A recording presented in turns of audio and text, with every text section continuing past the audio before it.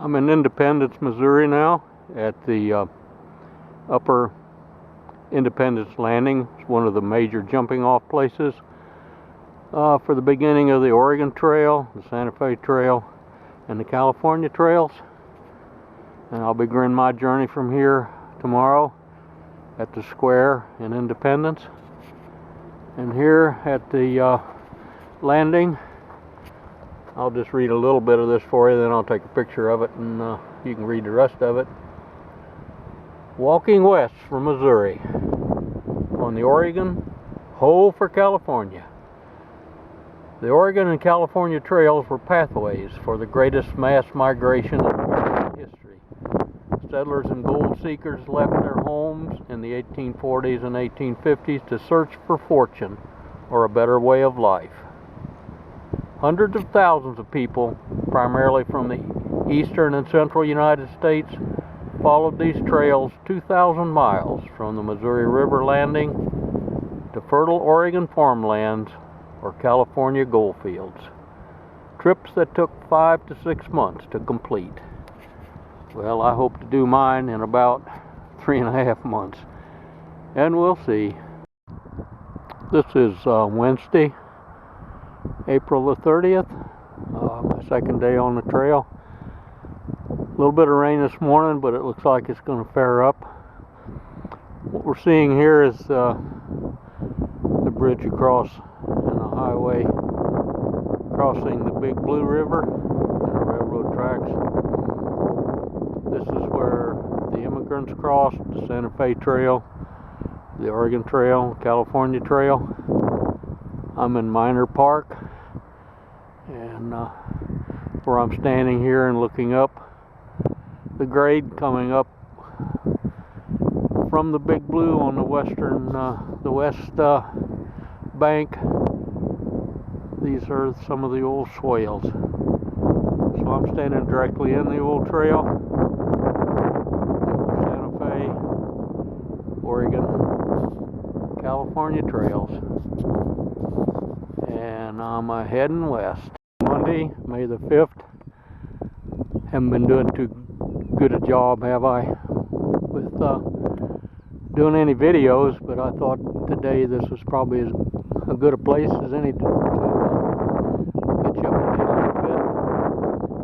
I'm a little bit west of St. Mary's, Kansas, west of Florence, west of Topeka, and just north of the Kansas River, which the trail crossed here over by Topeka, or down here by Willard.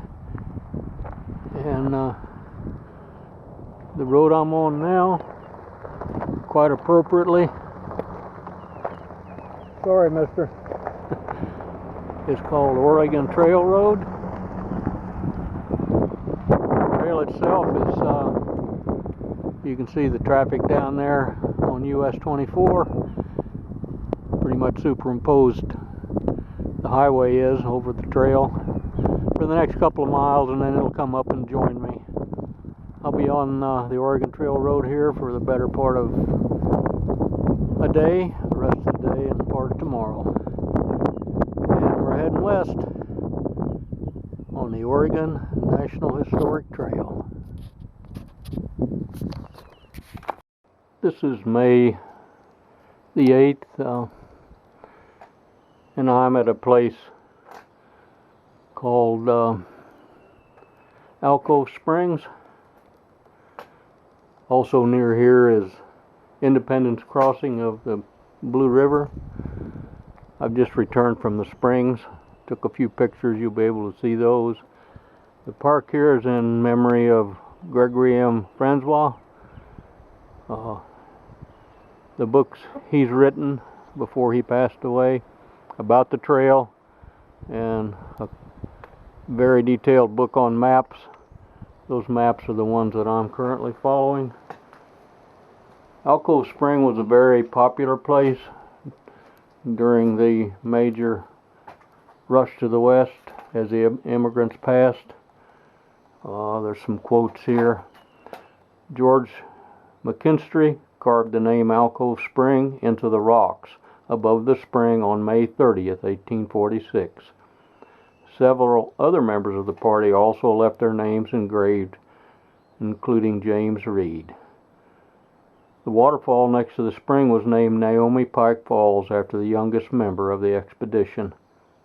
The water flows over the falls intermittently, and it's not running today. Yet the spring has never been known to go dry. Oh, and the famous Donna Reed party camped here for 5 days waiting for the flooding of the Big Blue River to subside. While here, Sarah Keyes, leader James Reed's mother-in-law, passed away and was buried here. The Donna Reed party eventually built a raft to float wagons across the flooding Blue to continue their westward trek. After a number of other delays, they failed to beat a blizzard across the Sierra Nevada mountains by 1 day. During the winter that followed, nearly half of the party perished from cold and malnutrition after being stranded near what is now known as Donner Pass. Just a very special place, folks. And I'll just kind of let you guess what the alcove looks like. Maybe you'll come here someday yourself and you can see. Heading west on the Oregon Trail. This is, what is today? This is Saturday, May the 10th, and I'm at Rock Creek.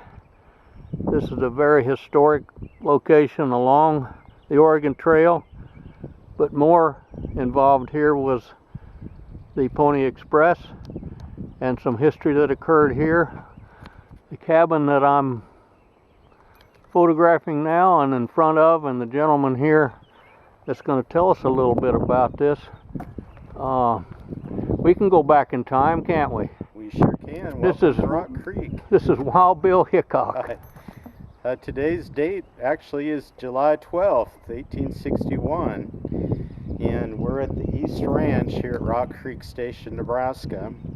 On this particular day, David McCanles, who actually owned this property and was leasing it out to the Pony Express, where Wild Bill Hickok was employed, came up to this door, and he knocked on the door here, and he said, "You need to let me in and so I can collect your mortgage payment."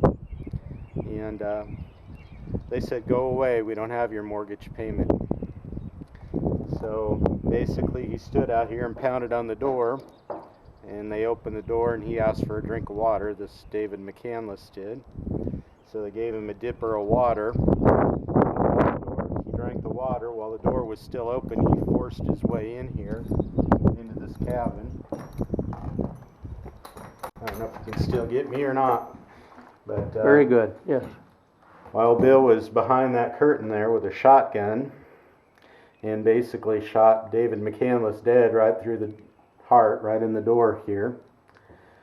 His son, 12-year-old son Monroe, was standing directly behind him. Monroe escaped unharmed, but two of his farm workers, James Gordon and James Woods, were killed right here by other members that were in this cabin. No one knows exactly who shot him. Word is Wild Bill might have shot him, or the station manager, Horace Wellman, might have shot them as well. So while they were dying, the women that were in this cabin came out with hose and finished the job, basically hacking them to pieces with a hoe.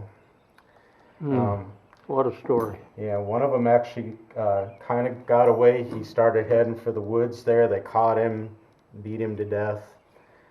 Gordon's body has never been found. They did bury it here on the site somewhere, but no one's ever been able to recover the body. The 12-year-old boy named Monroe, he ran off to the woods off here to the south, and he escaped unharmed and lived to be an old man and tell the story about what happened here.